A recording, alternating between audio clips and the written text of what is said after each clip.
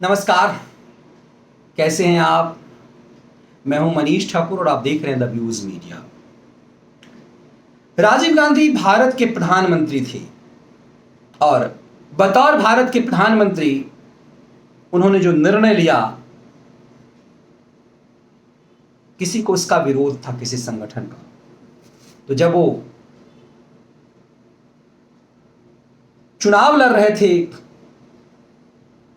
1991 में, 1989 में उनकी सरकार चली गई थी और 1991 में वो फिर से मात्र 1.5 साल बाद सत्ता में वापसी के लिए लड़ाई लड़ रहे थे। उन्हीं के सहयोगी, उन्हीं के रक्षा मंत्री रहे, वित्त मंत्री रहे। विश्वनाथ प्रताप सिंह ने 1989 में उनसे सत्ता छीन ली थी और फिर कुछ ही दिनों बाद विश्वनाथ प्रताप सिंह की सरकार गिर गई। राजीव गांधी को फिर उम्मीद हुई कि वो सत्ता में वापस आएंगे, लेकिन तमिलनाडु के श्री पेरम्बदूर में एक चुनावी सभा रात में कर रहे थे। उसी दौरान एक बम विस्फोट में उनकी हत्या कर दी गई। हत्या ऐसी हुई कि किसी को ऐसी हत्या नसीब ना हो, ऐसी मौत नसीब ना हो। अपनी मां से भी बुरी मौत राजीव गांधी की हुई। मां प्रधानमंत्री के कुर्सी पर मारी गई और राजीव जब नेता विपक्ष थे और प्रधानमंत्री पद के उम्मीदवार थे, उस दौरान श्री पेरम्बदूर में उनकी हत्या कर दी गई। जब चुनाव परिणाम आए तो पता चला कांग्रेस फिर से सत्ता में काबिज हो गई, लेकिन राजीव गांधी उस कुर्सी पर बैठने के लिए नहीं थे। नरसिम्हा राव भारत के प्रधानमंत्री बने और सोनिया गांधी ने अपने बच्चों समेत राजनीति से दूर कर लिया खुद को। लेकिन ये सत्ता का लालच आदमी को छोड़ता कहां है। 5 साल तक नरसिम्हा राव को सोनिया गांधी अपने मुताबिक चलाना चाह रही थी। कुछ दिन तो बिल्कुल मनमोहन सिंह के स्टाइल में वो रहे, लेकिन बुजुर्ग नेता नरसिम्हा राव की आत्मा चोटिल हुई, आत्म स्वाभिमान जगा और उन्होंने सोनिया गांधी को इशारा कर दिया कि वो सोनिया के घरेलू नौकर नहीं हैं, भारत के प्रधानमंत्री हैं। और तब से फिर सोनिया नरसिम्हा राव के खिलाफ हो गई और फिर जब नरसिम्हा राव की मौत हुई तो उन्हें कांग्रेस का चादर भी नसीब नहीं हुआ, अपमान हुआ। दिल्ली में उनका अंतिम संस्कार तक नहीं हुआ। फिर सोनिया को लगा कि वो सत्ता में आएंगी और सत्ता में आई। कांग्रेस अध्यक्ष बने सीताराम केसरी को घरेलू नौकर की तरह धोती खोलकर कांग्रेस मुख्यालय से कांग्रेस यूथ कांग्रेस के नेताओं ने भगाया और सोनिया सत्ता पर काबिज हो गई। जब से सोनिया सत्ता पर काबिज हुई, राजीव गांधी के हत्यारों को माफ कर देने की एक रणनीति बनी। सुप्रीम कोर्ट तक से मौत की सजा पाए राजीव के 7 हत्यारे तमिलनाडु के जेल में बंद रहे। लेकिन तमिलनाडु की अपनी राजनीति रही, जिसके कारण जयललिता हो, एआईएडीएमके हो या डीएमके हो, दोनों पक्ष और विपक्षी पार्टियों ने चाहा कि राजीव के हत्यारों को माफ कर दिया जाए। सुप्रीम कोर्ट ने 2014 में इस पूरे मामले में की सुनवाई की और इसके कई अभियुक्त को मौत की सजा को उम्र कैद में बदल दी। उसी में से एक है पेरारीवल।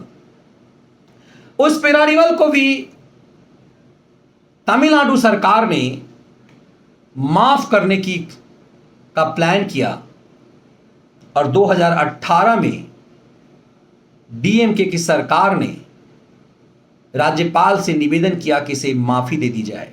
राज्यपाल के पास वो फाइल पड़ी रही, सरकार को इसका विरोध रहा। कमाल की बात यह देखिए कि राजीव के हत्यारों से 2008 में राजीव गांधी की बेटी बेल्लोर के सेंट्रल जेल में जाकर के उसकी मुख्य महिला अपराधी दोषी जो हैं श्रीहरन नलिनी से मिलती हैं। 2009 में चुनाव होना होता है लोकसभा का और उससे कुछ महीने पहले प्रियंका वाड्रा तमिलनाडु जाती है, वेल्लोर जेल में मिलती है और फिर तस्वीर छपती है जिसमें कहा जाता है वो कि प्रियंका फूट फूट कर रोई और कहा कि मेरे पिता इतने अच्छे थे, तुमने क्यों मारा। और फिर प्रियंका वाड्रा से कहवाया गया कि प्रियंका वाड्रा ने उन्हें माफ कर दिया। 2008 में यह ड्रामा प्रियंका वाड्रा से करवाया गया और फिर 2019 के चुनाव से पहले 2018 में तमिलनाडु की सरकार ने इस बात की मांग की कि इसे माफी दे दी जाए। इसके पीछे पूरी चाल ये थी कि कांग्रेस और उसके सहयोगी जो तमिलनाडु में हैं उसे उसका वोट बैंक मिले। डीएमके के साथ कांग्रेस चुनाव लड़ती है, इसीलिए प्रियंका वाड्रा ने नलिनी को माफ किया और उसके बाद राजीव गांधी के बेटे राहुल गांधी से एक प्रेस कॉन्फ्रेंस कराया गया और उस प्रेस कॉन्फ्रेंस में राहुल गांधी ने ये कहा कि मैंने पिता की हत्यारे को माफ कर दिया है। फरवरी 2021 में राहुल गांधी से यह बयान दिलवाया गया। तो क्या सुप्रीम कोर्ट में जो कुछ भी हुआ है उसके पीछे कांग्रेस की भूमिका है? देश की सबसे बड़ी अदालत ने केंद्र सरकार के इस आदेश को निरस्त कर दिया है। दरअसल राज्यपाल केंद्र का प्रतिनिधि होता है और तमिलनाडु सरकार ने राजीव गांधी के हत्यारे पेरारीवल को माफ कर देने की बात कही। राज्यपाल ने इस फाइल को दबा लिया। केंद्र सरकार का मानना था कि चूंकि राजीव भारत के प्रधानमंत्री थे और पेरारीवल समेत अन्य लोगों ने भारत के प्रधानमंत्री की हत्या की, उसे माफी नहीं दी जा सकती। कमाल की बात यह है कि यदि यह काम नरेंद्र मोदी की सरकार करती तो कांग्रेस इसका पुरजोर विरोध करती कि राजीव गांधी के हत्यारे को माफी दी जा रही है। लेकिन इसके उलट बात है कि राजीव गांधी की विरोधी राजनीतिक दल, कांग्रेस के विरोधी राजनीतिक दल अपने प्रधानमंत्री के हत्यारों को माफ नहीं करना चाहती और कांग्रेस उसे माफ करने को आतुर है। तो आखिर इसके पीछे का खेल क्या है?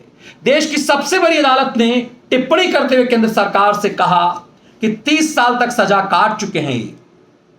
सुप्रीम कोर्ट अपने विशेषाधिकार का प्रयोग करते हुए अनुच्छेद 142 के तहत ये फैसला दिया और कहा कि राज्यपाल कैबिनेट के फैसले को रोक नहीं सकते और केंद्र की सरकार को सीमा में रहना चाहिए। आखिर इतनी जल्दबाजी सुप्रीम कोर्ट को क्यों है? आखिर सुप्रीम कोर्ट ने इन सबको मौत की सजा दी थी, तो फिर यह माफी का दौर कैसे आया?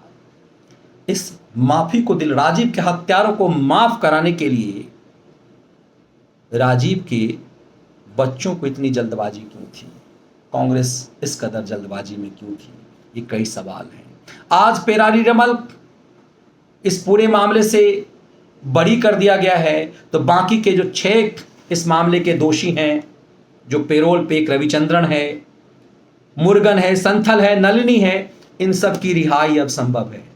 तो भारत के प्रधानमंत्री, पूर्व प्रधानमंत्री के हत्यारे अब खुला घूमेंगे 30 साल बाद। वैसे उनकी उम्र अब बुढ़ापे की हो जाएगी, लेकिन अब वो खुला घूमेंगे भारत के प्रधानमंत्री के तमाम हत्यारे। तो इसमें अपने ही पिता के हत्यारे और अपने ही नेता के हत्यारे की रिहाई के लिए इस कदर कांग्रेस क्यों परेशान है? वोट बैंक की राजनीति कहां तक जाती है, यह इससे समझ में आता है। ये विश्लेषण आपको कैसा लगा जरूर साझा कीजिएगा। यदि आपको वीडियो विश्लेषण पसंद आए तो वीडियो को लाइक और चैनल को सब्सक्राइब जरूर कीजिए।